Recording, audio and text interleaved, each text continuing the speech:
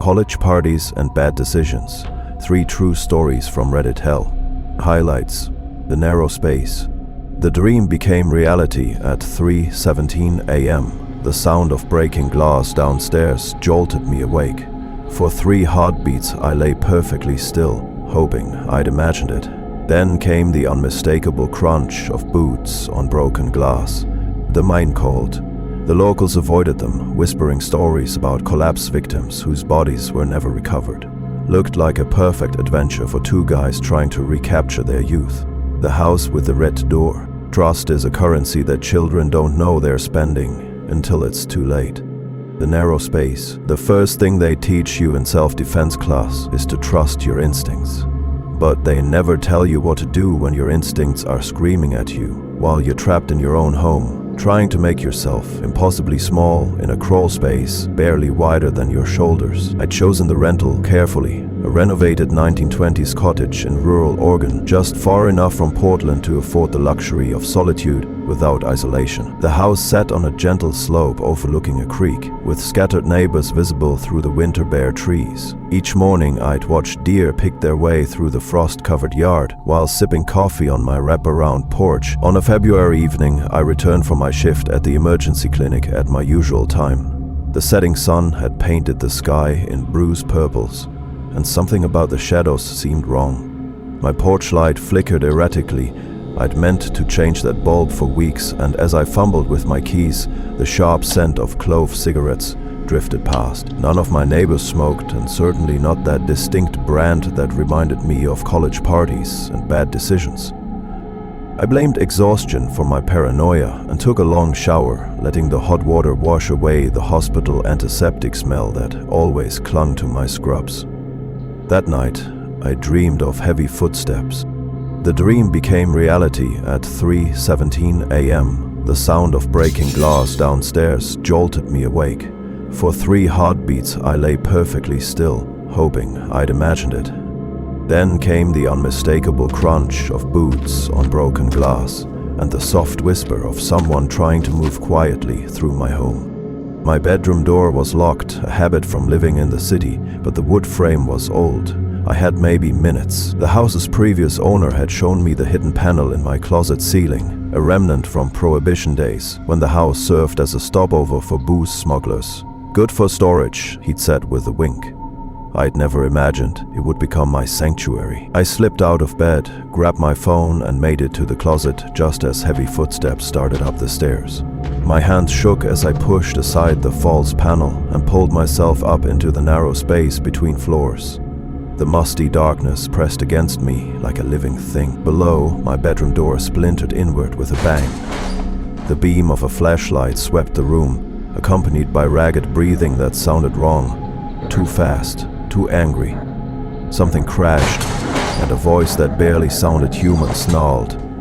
"Where are you, little dog?" My blood turned to ice. This wasn't a random break-in. They knew what I did, knew who I was. Last week's incident at the clinic flashed through my mind. The meth-addicted patient I'd reported to the police after discovering signs of domestic abuse. The closet door flew open. Through the gaps in the ancient floorboards, I watched boots pace below. Old leather spattered with something dark. The flashlight beam caught a glint of something shiny. A syringe. I pressed my hand against my mouth to stifle my breathing, fighting the urge to cough in the dust-filled space. Minutes stretched like hours as they tore through my room, my house, searching. Eventually, the sounds of destruction moved downstairs. I waited until dawn began to pale the darkness before I dared move. The police found my house ransacked, dresser drawers emptied, mirrors shattered. On my bedroom wall, written in what seemed like a rotting thick sludge, "Next time." I moved out that day. The police never found them, but I heard through hospital gossip that 2 weeks later, a man matching the description I gave was found in a ditch, dead from an overdose. The syringe was still in his arm, filled with the same drugs he'd meant for me. I live in a high-rise apartment now with security cameras and reinforced doors, but I still keep a go-bag packed, and I've memorized every possible escape route. Sometimes at night I catch the scent of clove cigarettes drifting up from the street below, and I wonder if they're still out there, waiting. Because the thing about surviving isn't just about getting away. It's about living with the knowledge that any moment your life can turn into a nightmare. The mine called. My childhood best friend Marcus and I shared the kind of friendship forged in dirt bikes and scraped knees. Growing up in mining country, we spent our teenage years exploring abandoned mines, despite or because of our parents' warnings. By the time we hit our 20s, life had pulled us in different directions, but we still met up every summer for what we called our adventure weekend. Our way of pretending we were still those fearless kids. Last August, Marcus suggested we explore the Hamilton Quarry Caves, a network of abandoned limestone mines that hadn't been worked since the 60s. The locals avoided them, whispering stories about collapse victims whose bodies were never recovered.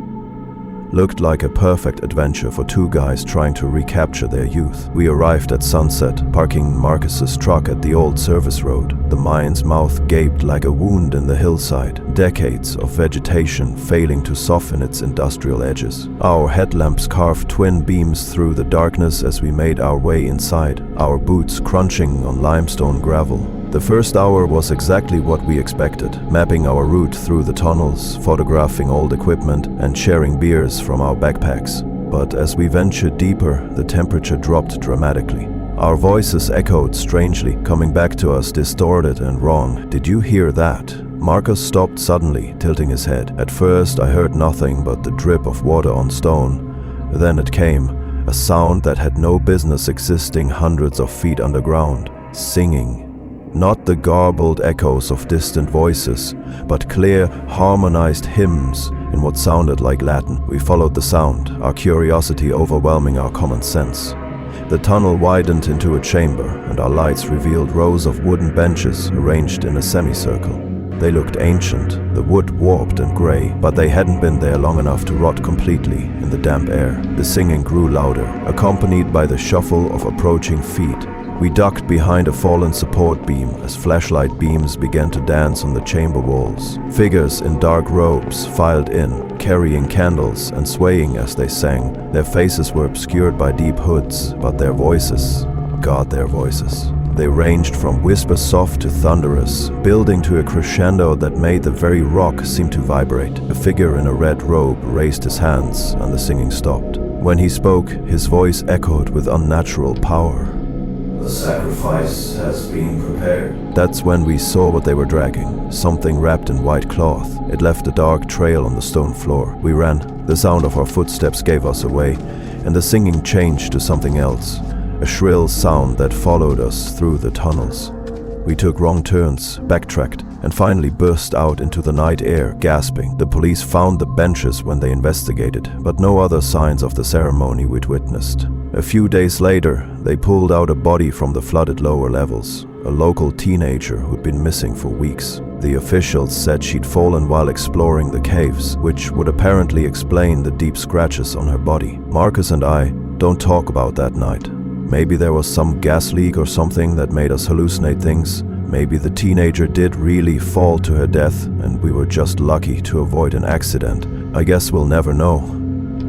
The house with the red door. When I was 6, my parents' divorce meant splitting my life between two states. Mom got custody, Dad got holidays, and this little girl spent a childhood learning that adults don't always tell the truth, even when they love you. The summer I turned 7, I was playing in Dad's backyard with my cousin Emma when a white van pulled up. The driver, a woman with kind eyes and a butterfly tattoo on her neck, called out my name. She said she was Lisa, Dad's friend from work, and he'd asked her to pick me up early because he wasn't feeling well.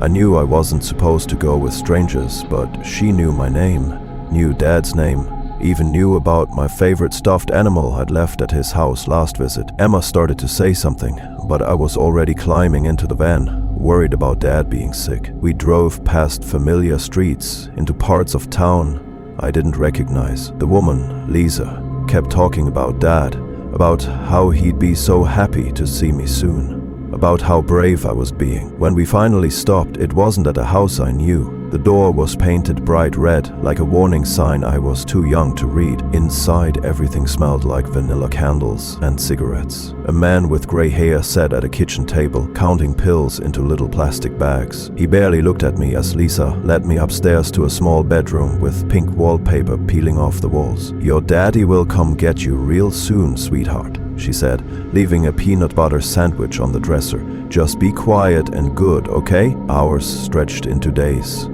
I heard arguments downstairs, phone calls about money, about teaching him a lesson. Sometimes other children came and went, but I never saw them clearly, just heard their crying through the walls. Lisa brought me sandwiches and let me use the bathroom twice a day. She'd stroke my hair and tell me stories about princesses in towers waiting to be rescued. But her kind eyes had turned glassy, and the butterfly on her neck seemed to twitch when she spoke. On the fourth night, I heard Mom's voice downstairs, angry, scared, desperate. Then running footsteps on the stairs. When the door opened, Mom's perfume cut through the stale air like a knife through spider webs. I learned later that Dad had gotten involved with bad people, owed them money for pills that made him stay awake for days. They'd taken me as collateral. Mom had to empty her savings, borrow from relatives, even sell her car to get me back. She never called the police, said it would only make things worse. Dad went to rehab eventually, got clean, tried to make amends, but I never stayed at his house again. Sometimes I drive past that neighborhood, looking for the house with the red door. It's gone now, torn down to make a modern building, but I still see that butterfly tattoo in my dreams. Still wonder about the other children who passed through those rooms. Still remember how it felt to learn that safety is something that can be bought and sold. That's the end of today's stories. What warning signs do you think each person in these stories ignored before their situations became dangerous? How would you react in a situation like that? Let me know in the comments below the like button.